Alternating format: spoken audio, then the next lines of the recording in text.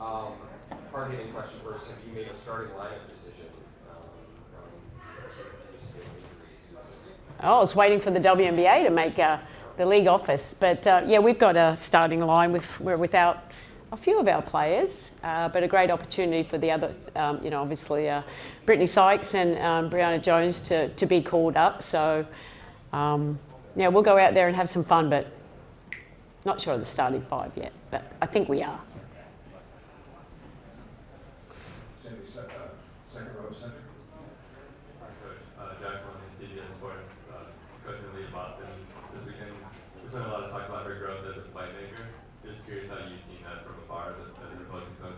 Yeah, that's something I spoke about last game before we played them.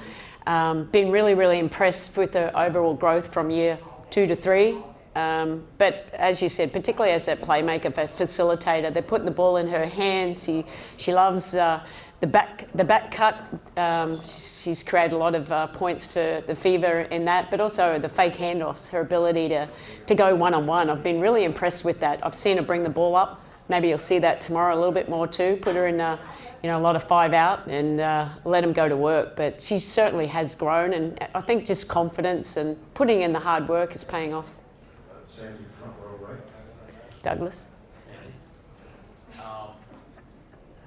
The game last year was obviously different because it was USA versus WNBA All-Stars, and had a different feel to it because there was pressure. Yep. This is more of a fun game, so the players are saying. What's your mindset going as far as like how to get everyone some time and have fun, and then maybe in the fourth quarter? Yeah, I want to make sure all the players get an opportunity to go out there and enjoy the whole experience and show obviously their ability on the court. So that's the most important thing. They are, usually it is fun. I've been a part of these games for a few times now. It gets a little competitive near the end, but we'll see if that happens and, how much effort and energy they want to put into it. But it's more about, the fans celebrating these wonderful players and these players going against each other that they typically don't get to play with. Sandy, next question, front row center. When you're done, if you would slide the mic one left. Coach, obviously Caitlin Clark out of the game, but she's expressed her desire to help you out. From the coaching perspective, have you gotten anything about maybe her traits as a coach? Yeah, not yet. No, obviously unfortunate about Caitlin's not into this game, but she's going to still have a great impact on this team. I will give the coaching hat to her as much as she wants, to be quite honest. So, we're going to play around with it a little bit. It'll be fun to... I think you've seen it with the Fever. She's been very active on the sideline when she wasn't playing, so we'll utilise that as well. Sandy, all the way to your right, Sandy. This way, Sandy. Oh, that right, Maddie. Yeah. Hi, Maddie. How has this weekend just been for you? Having your family here, both your kids, and have you guys been able to kind of like make this little mini vacation of sorts?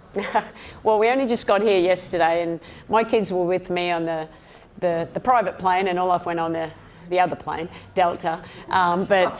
So we haven't, we got to spend some time. We went to Sabrina's function last night, and but my son lives in Australia now, so he gets to go back on Monday. So it's just any time we get to spend together, and my daughter's visiting obviously from Phoenix, and before she goes back to school. So we'll enjoy the whole part of it. They love being around the team. They love getting to know all the players, and and it's great that we get to share it with our family. Sandy, fourth row center. One of the big things, obviously, that's been topic of discussion here is the CBA, and more than 40 players were at the game yesterday. What has it been like to see that unity that the players have, and what are you hearing from Suey and Zach about how things are going? Yeah, look, I haven't, to be quite honest, spoken too much about it. I know they had a big conversation yesterday, and the CBA is something that I can't comment on. So I'll leave that to the league office. But we've had so much growth over these last few years. I'm excited what it looks like as we move forward. Sandy, third row center. Sandy, you were a part of that first WNBA All-Star game back in 1999 in Madison Square Garden. What are your memories from that? How do you feel like the All-Star game has changed over the years? Yeah, no, I had a blast. It was in New York City. I think Whitney Houston sang at halftime. Just the whole event was just amazing, and I know we went on a cruise. it was special. Obviously, to be named in that first one was a great honour. You know, the league has just started. It was the very first one, so that was great to play against players that obviously I had competed against internationally. A lot of them playing for Australia. Yeah, this is my fourth one coming again, and it's just always a great event. You know, there's so much going on. It's very busy, but it's a great opportunity. You know, the players, you know, they're such role models, but they also get to enjoy some days off together. Looks like they're having fun on social media. Sandy, front row, all the way to your left. Oh, you went all the way to my left, so I looked at Howard, but sorry. Hello, how are you? Megan Hall with USA Today. I wanted to ask you, as a player who's been on an expansion team, now Golden State has an all-star here. What is that like from a player perspective, being new to that organization and, you know, of course, getting to be in a big moment like this? Yeah, well, number one, it's KT, Kayla Thornton. Coached her for a few years. We love KT, and for what she's been able to do, getting that opportunity. She was a really important role player for us when we won that championship, and her to step into a way bigger role, obviously with Golden State.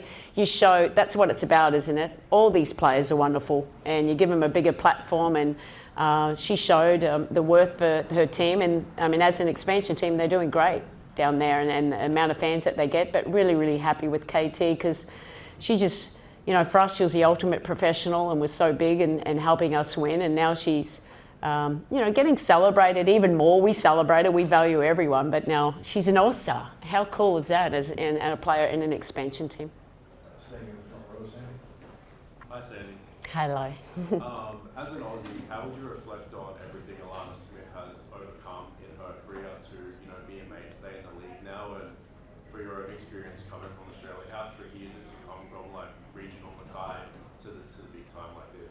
Yeah, yeah, it's all a journey. I've been really, really proud of Alana. I drafted her, another player I've drafted in Phoenix, and it was, you know, she had to find her way in these first few years and grow as, you know, being a professional, but just her impact these last few years. Obviously, it started in Chicago. She was cut. She went to Chicago, had a really big role, grew in confidence. And I think this getting the right opportunity and at the right spot, you show how good the player they really are. And I think she's just gone to another level with Minnesota. So, you know, obviously, as my other hat as being the Australian Opals coach, she was so big for us in Paris and helping us win that bronze medal last year. She works really hard. So I'm proud of how resilient she's been. It's been up and down, but she's hung in there, and now she's reaping all the rewards by just hanging tough. So, you know, I get to see her soon. We haven't played Minnesota this year, so I get to see her soon at the end of the month. Sandy, Howard, we'll go to Howard. Hello, Howard. Hello, Sandy. Yeah. To build off of Lindsay's question, you have a lot of experience with All-Star games, All-Star weekends through the years. Just what do you do to allow yourself to think of particular moments, to try and take particular time?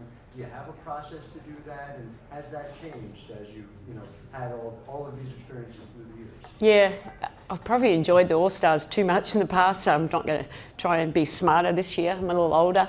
I've got a lot of crazy schedule as we move forward here. But for me, it's, you know, it's a great thing for my assistant coaches to experience. I think that's the fun part. I enjoy getting to know some of the other players that you compete against, because it's very competitive, and when we're going against each other, and they get to know me. So I think that's the fun part about it. But in the end, it's more about just celebrating these wonderful players that we have in this league.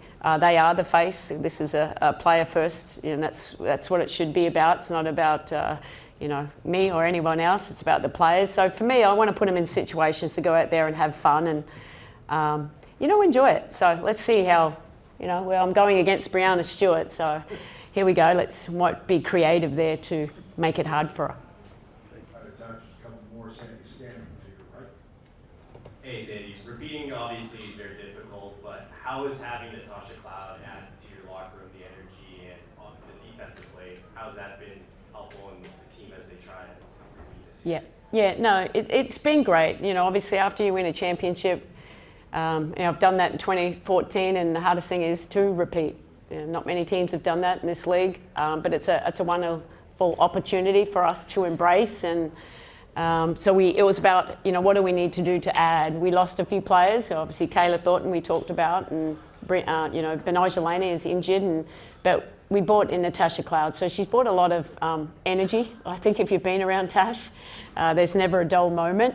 But on the court, off the court, she's just embraced her role, and she's brought a toughness to us, especially starting at the defensive end, because I think to win championships, you have to be a great defensive team.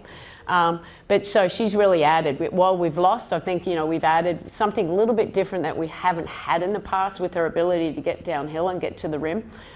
So it's been, she's been a great addition to us. Just a couple more things. Standing in the back. You were part of a historic coaching trade. I'm curious just kind of what your perspective of that for you, and on top of that, how much Caitlin obviously wanted you to go and get you. Yeah. Well, thank you, Caitlin. I appreciate that. But Team Collier, Team Caitlin, I mean, they're both wonderful players. But yeah, I've never been a part of a trade. I hope not. This is a coaching thing. Hopefully that's decided. But this is fun. I think, like I said, it's about having a fun weekend, and excited. It would have been nice to obviously coach Caitlin, but I'm still going to lean into her coaching ability as well and enjoy the whole experience.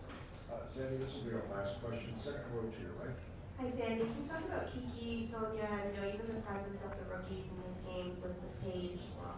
Yeah, how great is that? It's not often that a rookie gets to be named to an All-Star team, but they've deserved it, thoroughly deserved, with the impact that they've had on this league. They've been really, really impressed with how they've played, and so I suppose they're probably a little bit nervous just to being around it, like being around all their probably role models here, but their game has spoke volumes about how good they are, and the Mystics are having a really strong season.